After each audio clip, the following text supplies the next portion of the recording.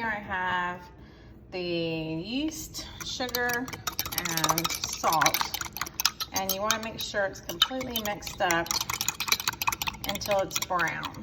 And there's no, you see the floating pieces? You don't want any floating pieces in here. So look, you see it's completely just Luke soft brown, whatever color that is, muddy brown.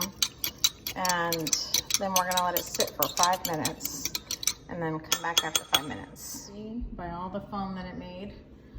The water goes down, even though I had it up to 1/3 cup, the water does go down.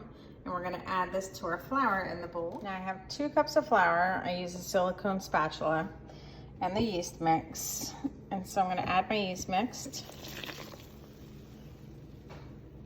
Super easy. Now I'm gonna mix this, and you can see how wet it still is. This is why we add the extra flour. And that's just goopy. You can't make pizza dough if it's goopy. But we're gonna mix all this in, and once everything's completely blended, we're gonna add another 1.5 cups of flour to this. Now you can see it's all blended, but before we add our 1.5 cups of flour, I'm gonna add some oil. Now, I typically just kind of pour it on there. That's plenty. But you can measure it out if you need to, but like I said, just pour a little bit on there, mix it in, and then add that extra flour. So we're gonna add a cup and 1/2, and this is what's gonna thicken it up for us. And you can see here when I stir how thick it's getting and how much harder it is to stir. You can see how thick. And you're gonna keep doing that until all that flour is completely gone. You can see here I pushed it in pretty much to about however much I can get in this bowl. So I'm gonna dump and then start mixing on the countertop. Again, make sure your countertop is clean before you do this. Dump out the rest of that dough, and you're literally gonna start kneading with both hands. If it's too sticky, add some flour on top and it'll make that stick go away. Your pizza dough should not be sticky like this. Kind of gooey like that, should not be sticky after you've gotten all the flour in. Now I mixed it all in. As you can see, it's no longer sticky. It's not sticking to me. So we're gonna put this back in the bowl with some oil in the bowl. So I'm gonna clean out this flour, put a little oil in the bowl, put it back in the bowl, and we're gonna let it sit and rise some more. Okay, so you see I cleaned out the bowl. Again, I just add a little oil to the bottom there, not a whole lot. You can mix it all up, just put it on in there. And then we're gonna let this rise. Again, see it's not sticky, nothing sticking to my fingers, for about 10 minutes in the bowl. So you wanna cover the top with a clean cloth, and in 10 minutes we'll come back. Okay, so now our pizza has grown, and we're gonna take it out. It's super nice and soft. And I'm not gonna use this whole thing for one pizza, that would be entirely too big, so I'm gonna use about half of it. You can see I pre-put flour on the counter. You want flour, got about half of it in the bowl, and left here, and about half here. And they say don't use a rolling pin, that use your hands. It's pretty light and fluffy. You can typically use your hands, but I like a rolling pin to make the round circle rather. And then I use my hands from there.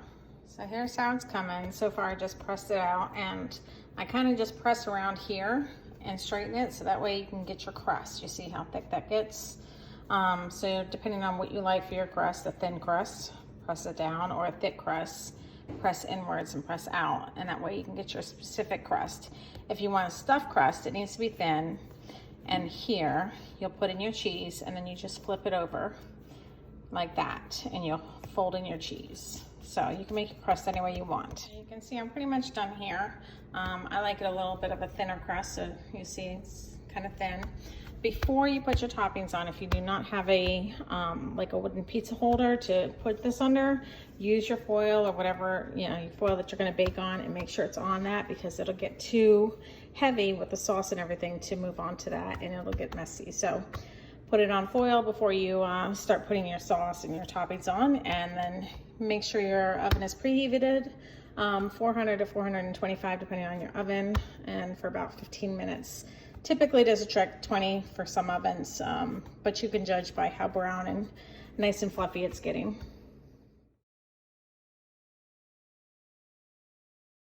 Into a pan, you can see I've got the foil. I try to put parchment paper under the whole thing, because parchment paper I have found is great for non-stick, so that way your pizza does not stick to it when it's cooking. And then after you fill it up, put it in the oven. Nothing special about the sauce. You see I just use Ragu.